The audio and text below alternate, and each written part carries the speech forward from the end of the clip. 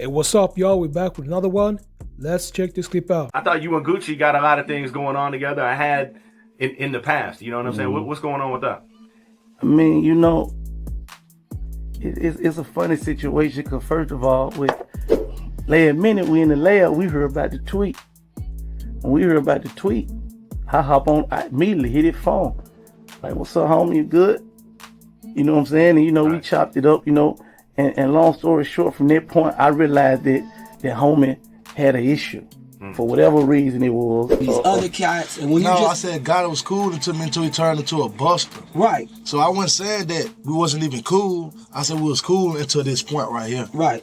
What up, gang? Back with the real. You know what's the deal? Today we're diving into a story of friendship, betrayal, and beef that could have been squashed with a simple phone call. We're talking about the legendary fallout between Gussie Mane and Yo Gotti. How did these two OGs go from being tight homies to bitter enemies? Let's chop it up and break it down. But first, drop in the comments what situation you want us to cover in the next video. Let's get into it. Back in the early 2000s, hip-hop was in a completely different space. No skinny jeans, no mumble rap, and hood dudes were making it out the trap with bangers that told the stories of their struggles. Two rappers who were making a name for themselves were Yo Gotti and Gussie Mane. Both were raw, uncut, and had pure hood mentalities. They were making waves in the music scene and had solid street credentials. Gucci, the infamous ice cream man, grew up in Atlanta and became known as Mr. Zone 6. One of Gussie's most savage moments was during his beef with Young Jeezy. On May 10, 2005, Gussie was ambushed by 5 men at a friend's apartment. He fought back, and one of the attackers, later identified as Pookie Loc, Jeezy's artist, was found deleted. Gussie beat the charge on self-defense and dropped the classic Jeezy diss, The Truth. Yo Gotti, on the other hand, developed a reputation in Memphis. He was trapping from a young age and was no stranger to trouble. In 2010, a parking dispute occurred, but if Gotti and another rapper, OG Boo Dirty, were arrested, but the charges were dropped due to a lack of witnesses. Despite their rough beginnings, Gucci and Gotti clicked and started dropping hits together. Tracks like Old Money, Colors featuring Jill Santana, Ridiculous, and Bricks were fan favorites. They even released joint projects like Definition of a G and G mixtapes. But things took a turn for the worse in 2012. On October 17, 2012, Gussie was set to release his mixtape Track God. That date was significant because it represented his brand, 1017.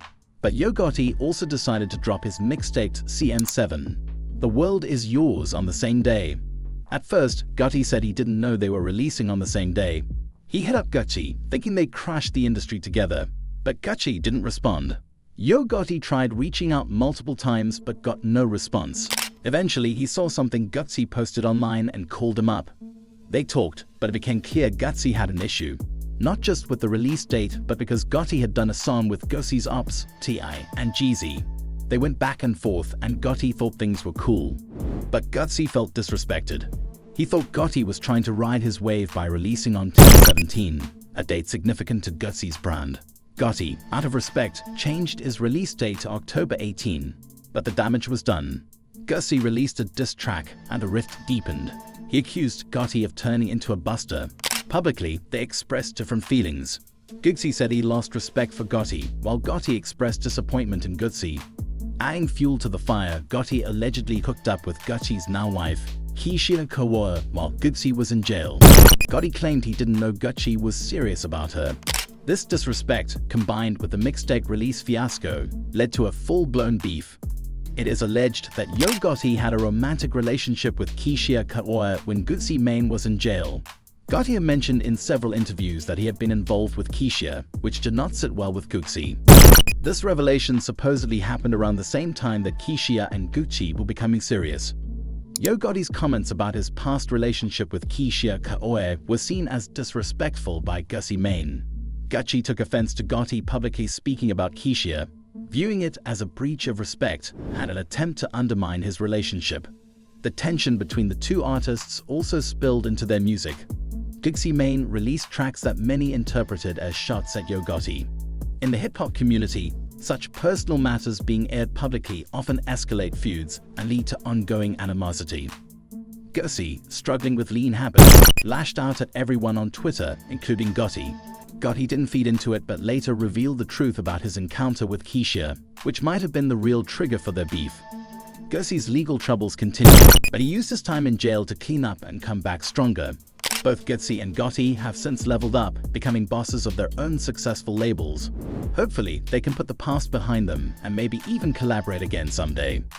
That wraps it up for this video. Let us know what you'd like us to cover in an upcoming video. Thanks for kicking it with your boy. Remember, stay smart, stay safe, and stay dangerous. I'm out.